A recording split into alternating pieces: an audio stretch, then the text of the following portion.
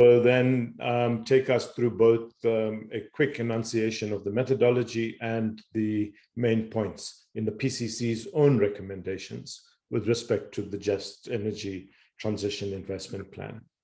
The President, in unveiling the JET IP on the 4th of November, presented it to a special sitting of the Presidential Climate Commission and requested the PCC to conduct stakeholder engagements around the JET IP and report back to him with respect to what the stakeholder perspectives were.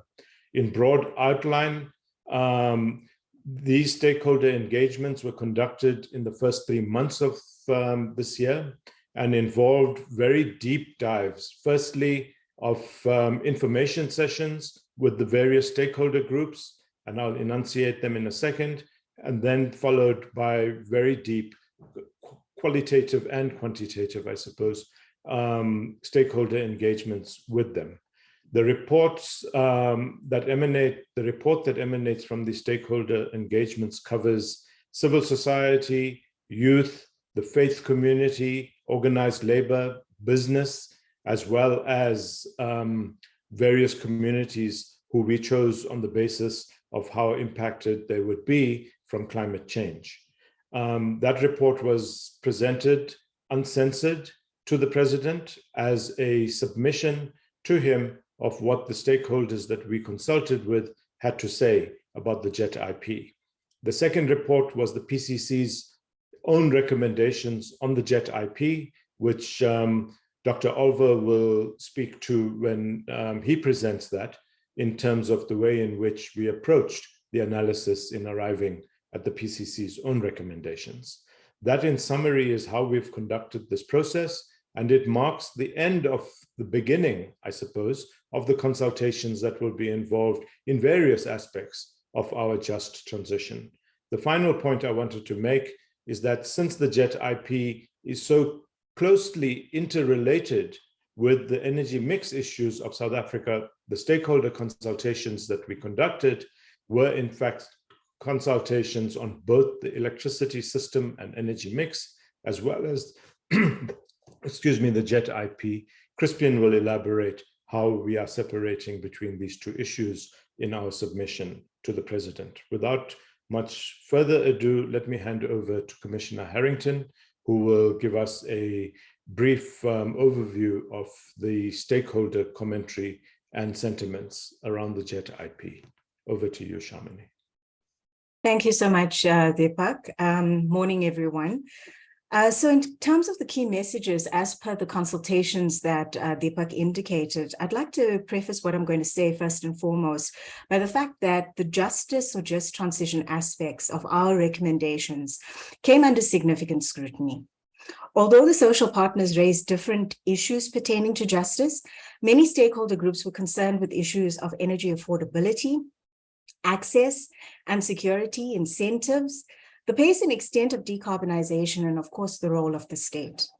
Other issues that concern many stakeholder groups were the extent of private sector investment, skills development and employment, corruption, theft, and of course, vandalism. Most stakeholders did not distinguish between the electricity plan and the JET IP. They took it as a given that the electricity plan and the JET IP are interrelated, with some seeing the JET IP or the investment plan as leading into current and future iterations of South Africa's electricity plans and policies. This perceived interrelationship is evident in the key messages distilled from the synthesis analysis of the consultations and in the elaborations in the full report, which is available on the PCC website. I did see a question come through just now about whether these reports are available. They are available if you access the PCC website. A number of key messages emerged from the combined consultations, as well as the community engagements. And I'm going to spend some time just going through some of the high-level overview messages that came through, but I really urge you to go through the reports for further detail.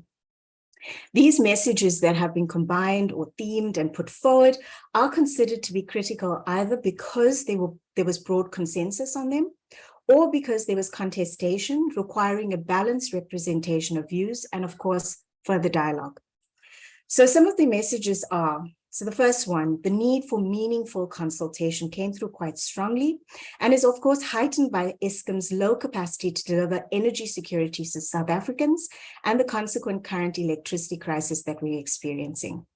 The JET IP is also being presented as a cabinet endorsed plan, and stakeholders are being asked to comment on it as an approved plan. We indicated it should be viewed as a living document and hence be continuously open to adaptation as conditions require going forward. Procedural fairness is something that came through quite strongly and is a critical success factor for all consultations and dialogue. Timely sharing of relevant information and notification of consultations, as well as thorough stakeholder mapping and inclusion, are all key issues in this regard. Moreover, more effort is needed towards ensuring that consultation processes enable participation by most affected by decisions and their implementation. The scope and priorities of the JET IP require ongoing review. The Just Transition Framework document that we released as the PCC is the overarching framework for the just energy transition, and the JET IP must sharpen and deepen its focus on critical just transition aspects such as equitable sharing of risks and opportunities. The JET IP should dedicate support for those most at risk to South Africa's energy transition. So in this regard, some strong perspectives emerged through the consultations. Firstly, the JET IP is inadequate in its enunciation of just transition projects and programs within it. There was a request for more clarity and for this to be included. The financing provided by the International Partnership Group is severely lacking in its grant component, and pressure needs to be applied for developed countries to provide greater levels of assistance for the JET IP. Strengthening the justice components, I mentioned this already, involves the development and inclusion of explicit social ownership models, with community ownership cited as a priority amongst these. Many stakeholders called for mining land rehabilitation to enable livelihoods and livelihood diversification. Skills development came through quite strongly, and we see this as quite pivotal to the transition. And we need to ensure that these social outcomes are just and that they allow for South Africa's just energy transition. The budget for skills development needs to be considerably increased in the JET IP.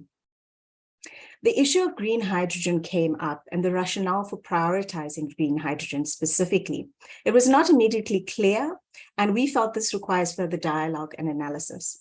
The development of a green hydrogen sector must be seen in the context of national industrial development, and the relevance of this sector in both decarbonization and the just transition must be more clearly enunciated. Electric vehicles should be considered as an industrial development strategy to safeguard the economic and social contribution of the existing motor vehicle manufacturing and assembly supply chains. Further work must be done in the areas of public passenger transport and freight systems.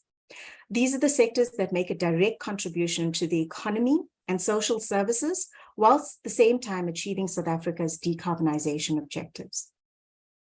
Energy affordability is, of course, an unresolved issue that we are dealing with too many people still struggling to afford and or access electricity and energy services.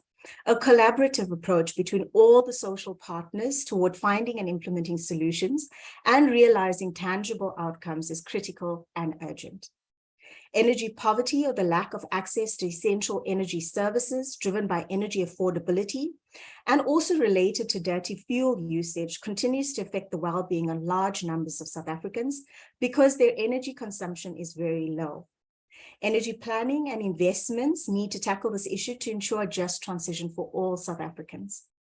Municipalities are emerging as a stronger player in the energy developments and investments than has been envisaged in the country's previous electricity and industrialization plans. Their role needs to extend beyond distribution services, and the role of municipalities in power generation, demand-side efficiency, social ownership models needs to be included. This is vital to their continued ability to deliver their constitutional mandates. Grid upgrading is critical and an urgent priority that needs targeted investment, thorough planning, and stress testing against local conditions and consideration for inclusive access as well as near and long-term electricity and energy security. This must be more fully articulated in the JET IP. There's urgency in speeding up and scaling new renewable energy generation and storage projects, battery storage projects, to reduce the current electricity crisis, as well as meet the country's decarbonization objectives. Social outcomes for localization and social and community ownership, electricity access and affordability and employment are non-negotiable outcomes of the JET IP, and these should not be compromised in any way. There are overlaps and gaps between South Africa's electricity planning and the JET IP, and these need to be further aligned with the National Industrial Policy Development Framework and the Skills Development Framework. We do need to point out that organized labor was particularly critical of the JET IP for a number of reasons. The first three are lack of procedural justice due to the JET IP being presented as a fait accompli, concerns about job loss and the accelerated pace of coal closure, and privatization of the electricity system and the reduced role of Eskom in the future electricity supply system. Throughout the integrated energy consultations and community engagement process, the PCC has taken account of all of the key messages that are raised and more that are in the report, as well as the recommendations made by stakeholders. These perspectives have had a direct influence on the PCC's recommendations on the JET IP. I'm going to leave it there and say thank you, and we'll take questions at the end. Thanks, Deepak. Back to you. Thank you very much, Shamini. And without any delay, let me hand over to Dr. Crispian Olver, who will take you through the PCC's own recommendations on the JET IP. Over to you, Crispian. Thank you, Deepak, and very good morning, everyone. It's great to be able to present these recommendations to you. And both Shamini and Deepak have, explained a little bit about the process that we went through. So maybe just as a starting point, the Climate Commission was set up by the President just over 2 years ago. We're an advisory body, so our job is to give independent, science-based advice to government and to the various social partners. We're not executive, so we are not directly responsible for the JET IP or the JET P or those processes. Although as the Commission, we've been crucially interested in those processes and broadly supportive of them. So this is, part of our function is to review and critique and to make recommendations. And we are now doing that on this investment plan based on the request that the President made to us on the 4th of November last year. The process we've gone through, so as Deepak and Shamini have so eloquently described to you, we conducted an extensive round of listening to different stakeholders. That includes each of the main stakeholder groups, as well as a number of community consultations that we had in the Northern Cape and Mpumalanga, Limpopo, as well as this national energy colloquium that we had last month. In addition, we critiqued the plan from the perspective of the policy framework. And, as the plan itself states, it's crafted within the context of the existing government policy. So that is the National Development Plan, the Just Transition Framework that Cabinet adopted based on our recommendation, the nationally determined contribution, which sets out the emissions trajectory for the country, the IRP 2019 that sets out the electricity plan for the country. So, we were critiquing the plan in relation to those policies. And then lastly, we applied our minds with respect to what we think a bankable investment plan needs to look like. So in many respects, we've agreed with what stakeholders have been saying, but the Commission has also applied its own mind and developed a set of independent views about the plan. So that's the first point.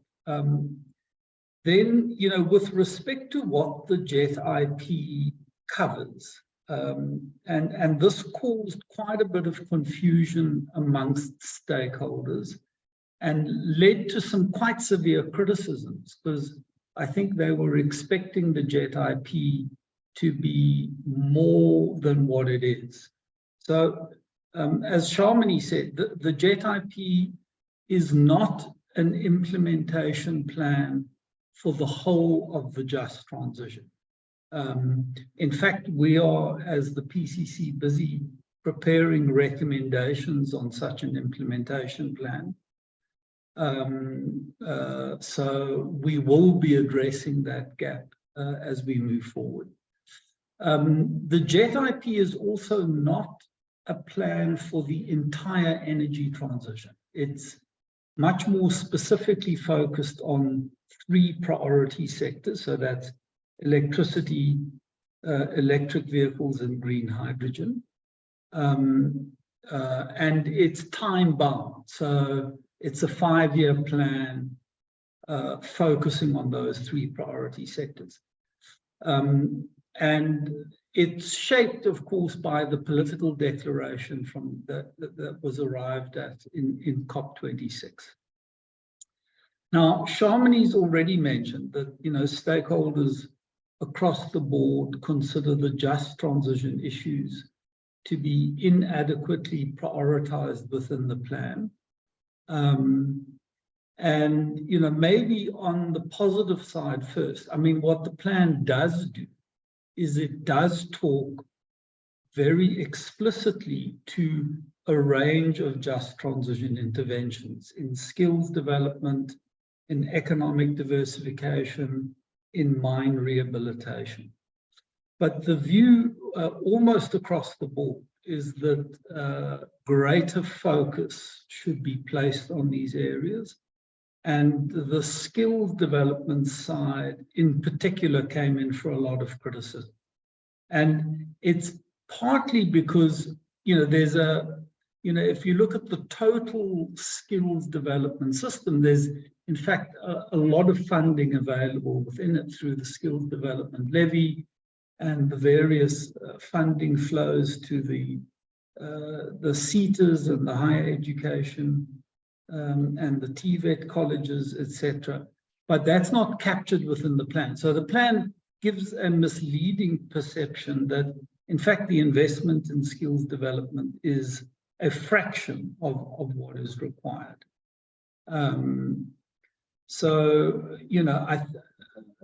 We make a number of recommendations around how to enhance those sectors. And it's important because people are going to critique this plan from the perspective of the just transition and whether it lives up to all the requirements that must be factored in.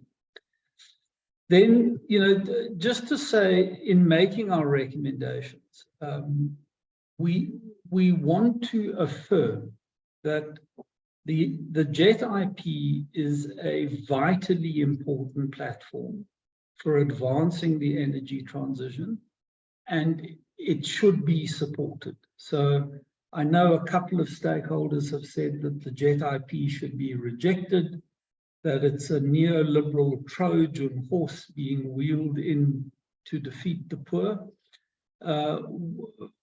We think that you shouldn't throw the baby out with the bathwater. So our recommendations are to broadly affirm the investment plan, to acknowledge what we see as valid criticisms by stakeholders. And what we recommend is that these criticisms are addressed in the process of implementation. So we're not suggesting that the JET IP is rewritten. I think that would take us back and it would simply cause more confusion. Rather, what the JET IP team and the PMU that's working on it should focus on is getting out an investment, an implementation plan that picks up many of the themes that have been raised. And I note that Rudy Dix is with us online, and I'm hoping he could maybe say some remarks towards the end on how they're thinking about moving forward. Then, just to reaffirm what Shamini said, grid capacity is a major constraint to scaling up the energy transition. And that is a view across the board. Every stakeholder, government, business, labor, civil society, all back a strong focus on upgrading and expanding the grid. We note the ESCOM transmission development plan, which talks about 8,500 kilometers of transmission lines needed by 2031. We fully support that. And what we want to say is that, in addition to the governance reforms and the moves to set up a state-owned transmission company, the JET IP needs to clearly indicate how this grid expansion is going to be financed. That's sort of the missing key. And clearly it involves, National Treasury and ESCOM and the Department of Public Enterprises in, a detailed engagement around how that will happen. Then, obviously, in light of the current energy crisis, the focus is to get as much public and private investment in renewables and battery storage onto the grid. And, we fully support the measures that have been taken to scale up embedded generation. There is a huge sort of exponential rise now in investment taking place in renewable energy. That's a really positive trajectory. And there's a confluence between the short-term crisis and the long-term requirements to decarbonize the energy system. I mean, basically, the least cost and fastest to implement set of solutions for addressing the power crisis are renewables, co-located battery storage, and peaking power support, for instance, gas-fired peakers running at low utilization. We reckon that you need to be doing renewables at about 6 to 8 gigawatts per annum. That's a significant increase from where we're at, but we're starting to see that kind of scale of rollout now. We'll be releasing recommendations on the IRP shortly. Those recommendations are going to argue that we need to get 50 to 60 gigawatts of renewables onto the grid by 2030, and 3 to 5 gigawatts of peaking support. Then, on the issue of decommissioning, and I know this has been a hotly debated topic, and it hasn't helped that government doesn't seem to be of one mind around the decommissioning program. The least cost approach is to pull the coal plants off when they reach the end of their economic life. And there's sound economic reasons for that, because at that point, it's costing more to maintain those plants than you're able to get returns in terms of revenue. So, there's a strong logic to decommissioning at the end of economic life. Whether that's shifted by a year or two to cope with the current power crisis is neither here nor there, and we don't think is going to have major implications in terms of the country's NDC. But once we're over this immediate power crisis, we think opportunities will arise to accelerate decommissioning and to almost opportunistically pull these coal plants off as we've built up the generation capacity. So we argue for, seizing those opportunities as they arise and as the funding becomes available. On EVs and green hydrogen, Shamini sort of covered this to a very large extent. So just to say, our recommendations are the JET IP can't be the substitute for proper industrial policy linked to clear fiscal incentives into those sectors. And, you do need to put incentives in. The one concern raised by many stakeholders is that they don't want to see scarce grant money going into what should ordinarily be commercially financed projects. So, we do echo that caution. And to the extent that grant and concessional money is going into these sectors, it needs to be linked to just transition interventions. So I'm going to move then onto the financing side. And, Shamini's already expressed the view around grant and concessional components. Everyone is united in considering these to be inadequate. They are not the full amount the we Victoria require High Court to move us to the bottom line of our NDC. And, but our recommendation is not to hold up implementation while we try and argue for more grants. So we say, basically, bank what we've got, move forward with implementation, and continue to fight for more. We also note that the JET IP needs to be closely integrated into government's overall fiscal policy. And we make the recommendation that National Treasury needs to undertake fiscal review, integrate the JET IP into the MTEF, and more broadly, in fact, we'd like to see the whole just transition integrated into the MTEF. And we look forward to this being picked up in the 2024 budget. On implementation, we do not think capacity and implementation issues have been adequately accounted for. We all know the period that we're emerging from of state capture and very high corruption, and what it's done to the basic, fabric of the state and its ability to do stuff. So we're suggesting that government should urgently undertake a full capacity assessment, put in place strong governance and accountability measures, and focus on barriers to implementation. And there are going to be a number of barriers, and that impacts on timeframes. So it's I know this is a 5-year plan. We think it's going to take, properly speaking, 2 to 3 years to actually get detailed project preparation, capacity development, and addressing barriers to implementation. And that's only going to leave you a couple of years before the expiry of the term to have actually implemented the full JET IP.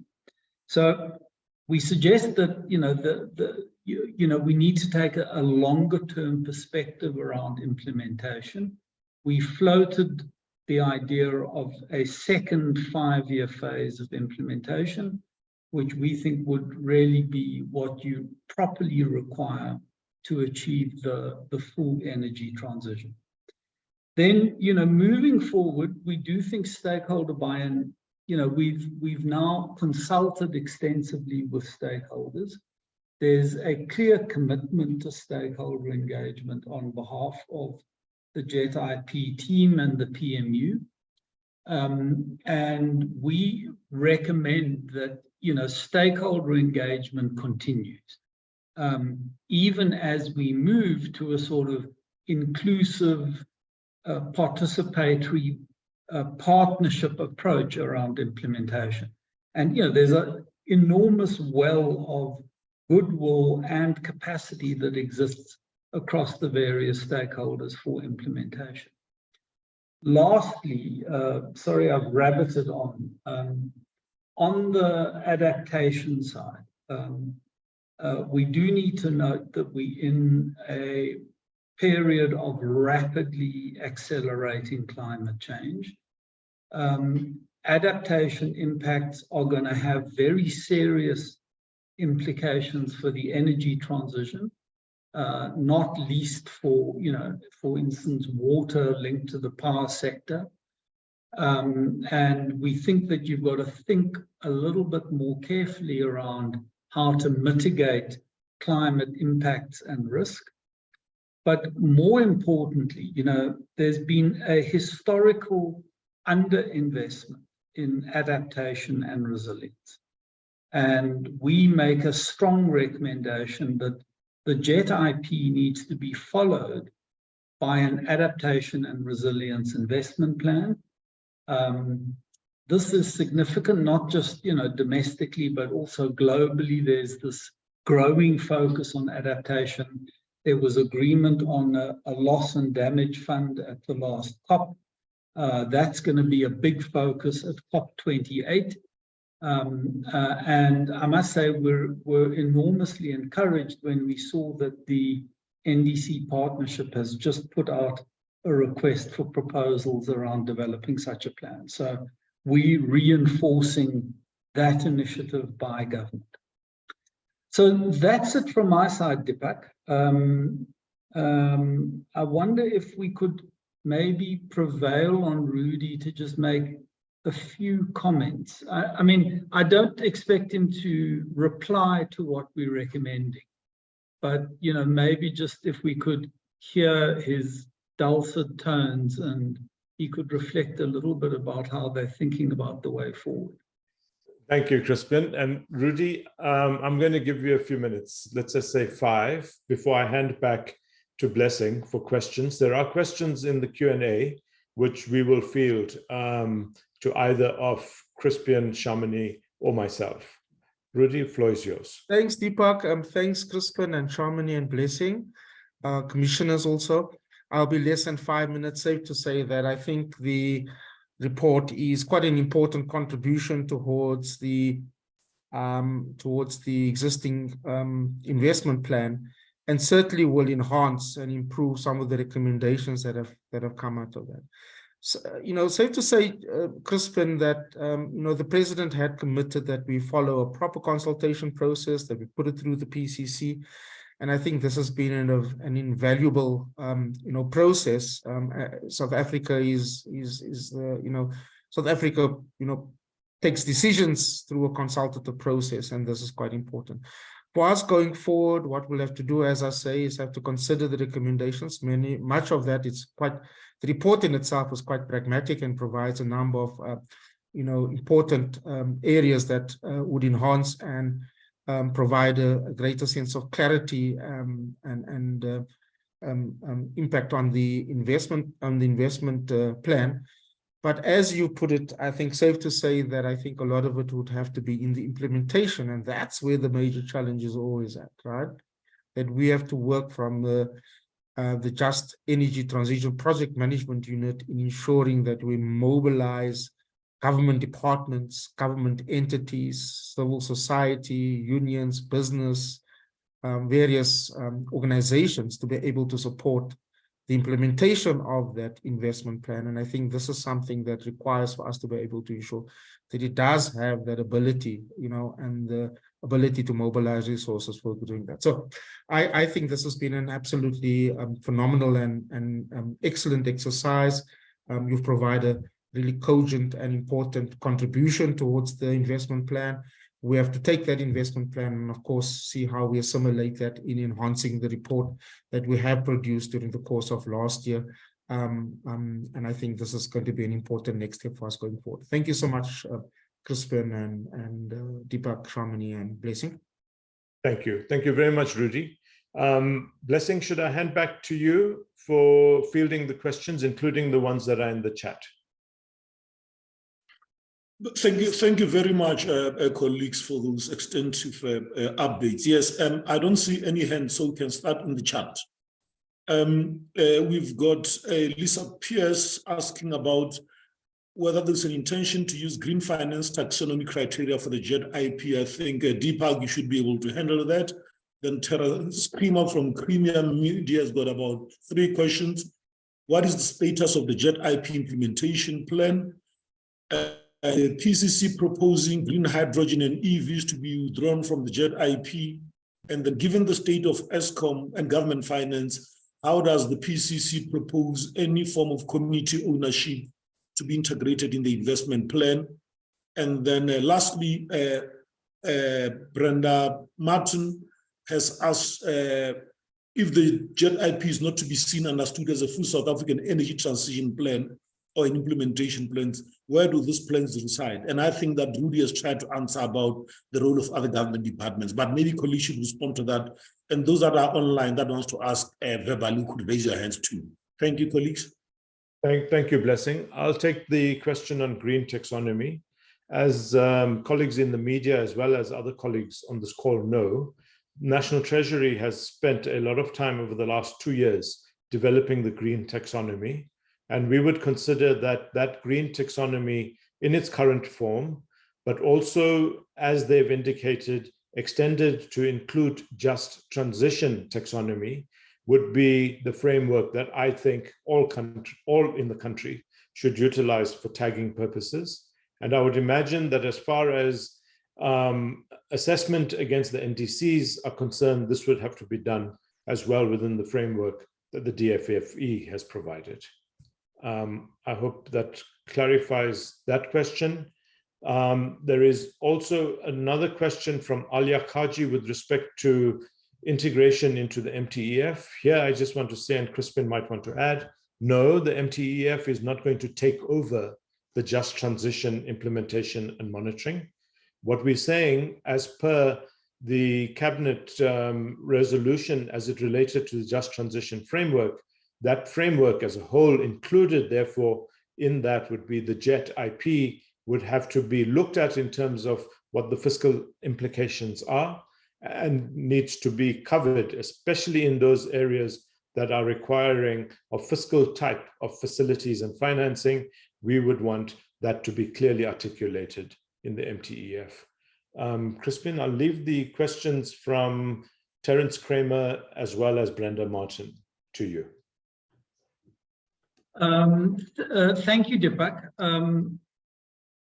So just with respect to Brenda's question, when we took the just transition framework, we made a recommendation to government around the framework. We presented it to cabinet.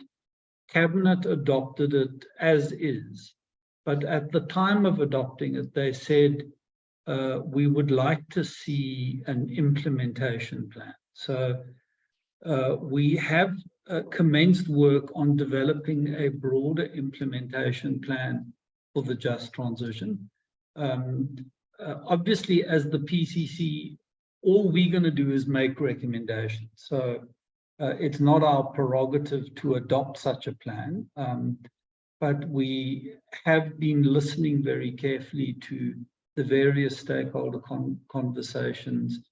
And the next 6 months, we will be putting a more detailed set of recommendations with, clearly defined actions, timeframes, responsibilities, not just for government, but across all of the social partners. That doesn't mean that implementation isn't already happening. I mean, there's actually quite a lot of momentum building up. We had an amazing conference last week, Thursday and Friday, with all the Mpumalanga stakeholders and the Mpumalanga government. There's a lot of momentum building up there around the just transition. So that will, we'll make recommendations within the next 6 months, and it'll be up to cabinet as to whether they accept those or not. And what the implementation plan will need to do, certainly from government's perspective, is map out all the different role players that have important roles to play. And that's very wide-ranging. I mean, there's higher education and training with the National Skills Development Plan. There's the Department of Employment and Labour and all the employment incentive schemes. There's DTIC and their various master plans, particularly around renewables energy, new energy vehicles, green hydrogen. There's the role of National Treasury. There's the role of the Department of Transport. The list keeps going on and on. And that's not to mention the important work that provinces and local government have to do. On Terence's questions, I think that first question is really for Rudy and the team to address. So what's the status of the JET IP implementation plan, and how will this report be reflected in it? I mean, I understand that the PMU is busy with that plan and it's close to finality. Are we proposing that green hydrogen and EVs are dropped from the JET IP? No, not at all. You know, we recognize the important, you know, first of all, with respect to transport, you know, we all focus on the coal value chain and the 100,000 jobs that are locked in there.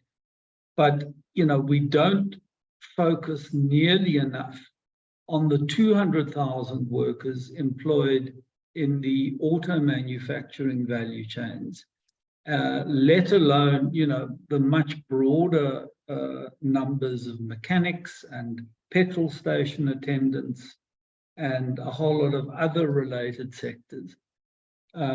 So, you know, focusing particularly on the EV transition is important for the sustainability and long-term viability of the auto manufacturing sector. And we do, you know, we note the various concerns that have been raised around green hydrogen, but on our mitigation path, green hydrogen is going to play a vital role, particularly in decarbonizing those hard-to-abate sectors. Iron and steel in particular, agriculture and fertilizers with ammonia.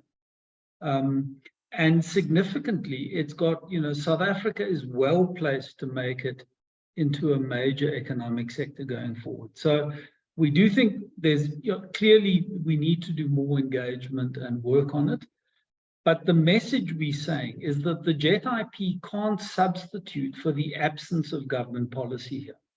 And government itself needs to get a move on with finalizing the NEV master plan and the green hydrogen master plan, and clarifying exactly what incentives will come out of the fiscus into those sectors. Given this, and then lastly, Terence asks about the state of Eskom and government financing, and how do we propose that more public or community ownership be integrated into the JET IP? So it's one of the areas that we focused on. We don't think that the energy sector should only have private models. This is a big concern from Labour and civil society, and we have recommended, and you know, I'm very gratified that it's actually already reflected in the JET IP, that we should put, you know, we should experiment more and develop proper models of community and worker ownership in the renewable and low carbon energy sector. So we've just launched a project as the PCC to research the sector more, look at models both domestically and internationally, and make detailed proposals around how to start scaling up that sector.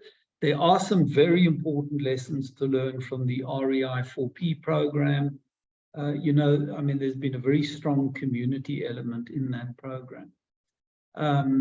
And, you know, we need to take a careful look at it and look at how we can make that work a bit better. Can I hand over to Rudy to talk about the implementation plan and where you're at with that process? Sophie, I think that's an important question. And Terence, we could not complete the implementation, so the implementation plan without the recommendations of the PCC, because that would feed into enhancing the investment plan as well as the implementation plan. Now that we have received that report, we've received a draft some time back, a few weeks ago, but we've now officially received this report as launched by the PCC team. It enables us to be able to move with rapidly in completing that implementation plan, sharing it with different stakeholders, sharing it with our international partner groups, because I think that's important. Everybody has been waiting, but we could not announce an implementation plan until we have completed the stakeholder engagement. And I think that was important. If we did announce it, we would have undermined the process, and I think that's important for us as we move forward. So yes, we will provide as soon as possible an update as to when that would be finalized, but certainly this will feed into finalizing that implementation process as a matter of urgency. Thank you. And then, Deepak, can I just pick up this question that Sipilele Dludla's put in the Q&A? Yes, please do that. And if Rudy perhaps is best positioned to answer the question with respect to national ownership of the grid company. Yeah. So, you know, this term accelerated decommissioning, I mean, we pick it up in the report. I think it's an incorrect term. I mean, it is linked to the funding that's available from climate investment funds and the it's called the accelerated coal transition. That's not what we are recommending. I mean, as I said earlier, the least cost pathway is to pull these power stations off at the end of their economic life.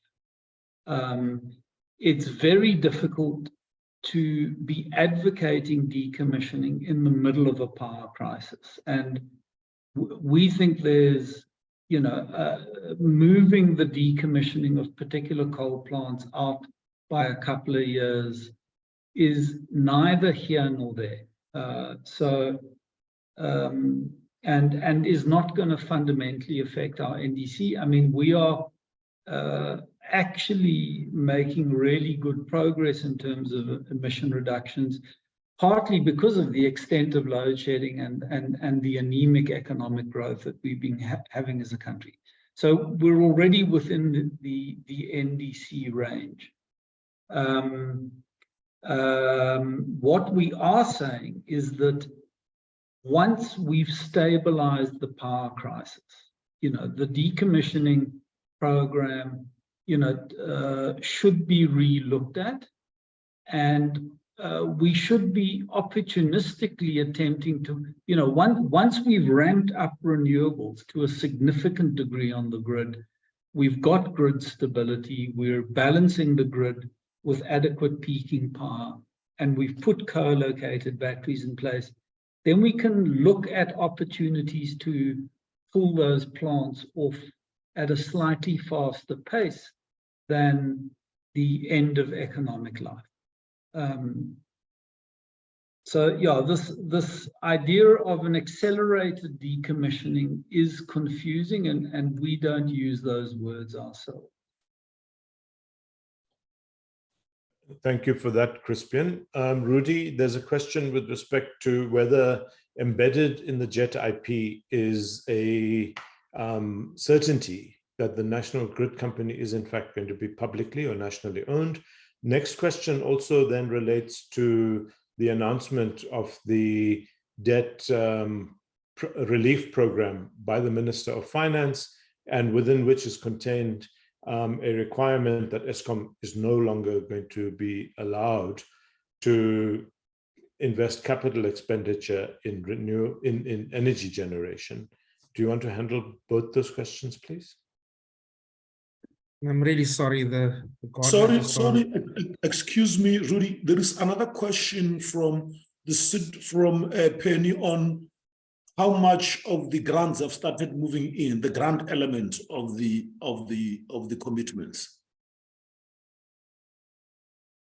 I'm really sorry, colleagues. Just at the time when I'm about to speak, the gardener is busy cutting the hedge over here, so it's a little bit noisy. My apologies.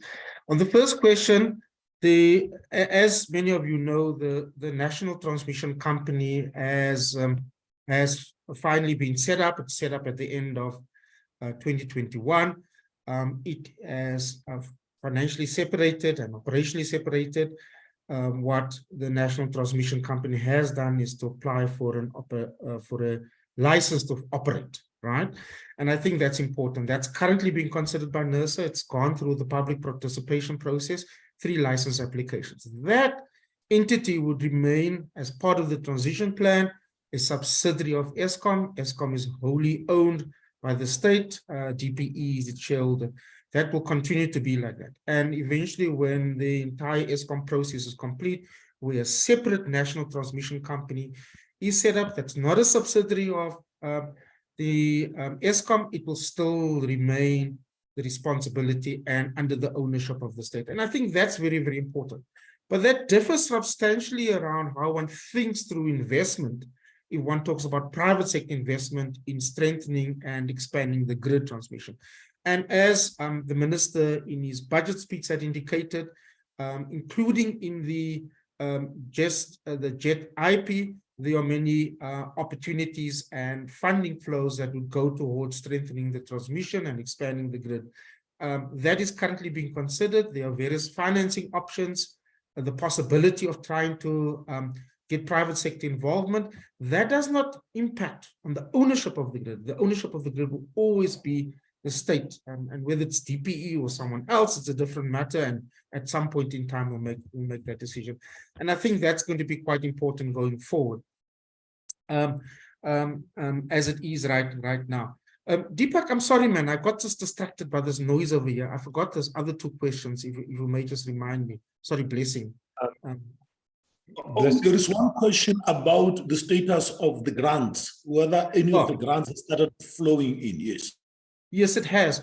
In actual fact, some of the policy-based contributions from both France and Germany have already flowed. $300 million each have flowed. Some of the grant funding has flowed. Also, the exercise that we're currently doing, and it's part of a preliminary exercise once we've completed, of course, the consultation process on the investment plan and the finalization of the implementation plan, because I think the partners in themselves have made this very clear that we need to have quite a detailed, structured implementation plan on where funding will flow. So yes, some of that money has come into South Africa, but at this point in time, monies have not flowed into particular projects until at such time we've completed and finalized an implementation plan that everyone is happy with, including the PCC, I mean, part of the consultation process here, and as well as the international partner group. They're the ones who will have the partnership with at the end of the day.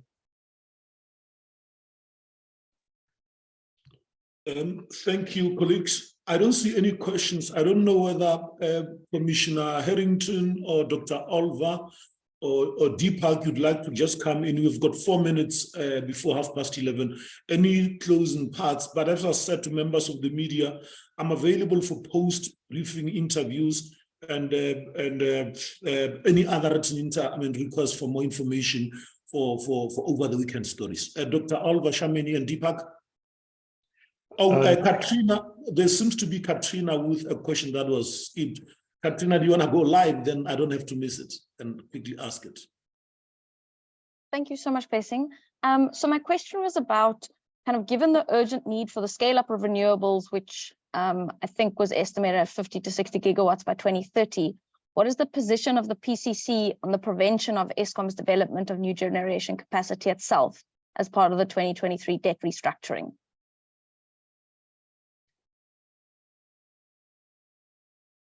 Would you like me to respond to that? Please, Dr. Olva. So, look, that rollout is going to be a mix of different actors. So very significantly, government has now enabled municipalities to generate their own power. And a lot of them, certainly the larger metros, are moving at pace to put renewable energy and other low carbon forms of energy onto the grid.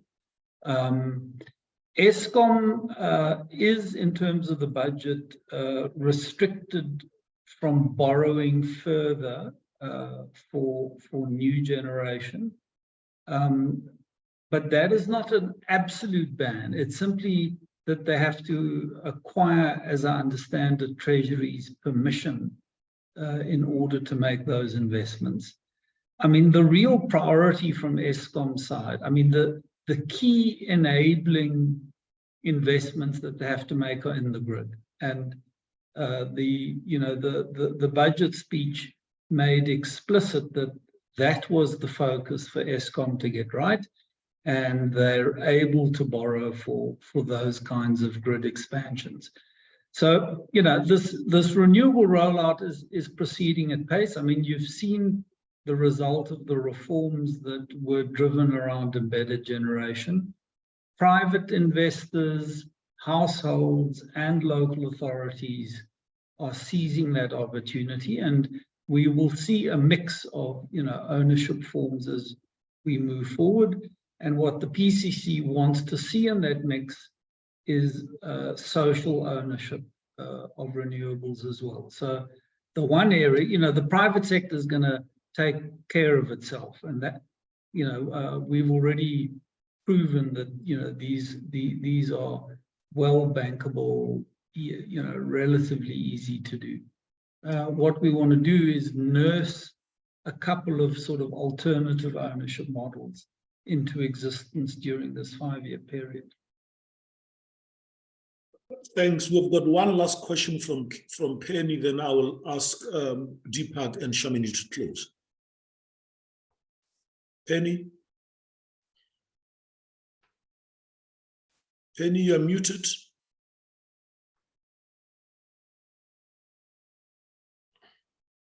Right. Can you hear me? Yes, thanks. You can. Thanks very much, Blessing. And apologies for only asking this now, but I do have a concern that the sector has a significant amount of revenue associated with it.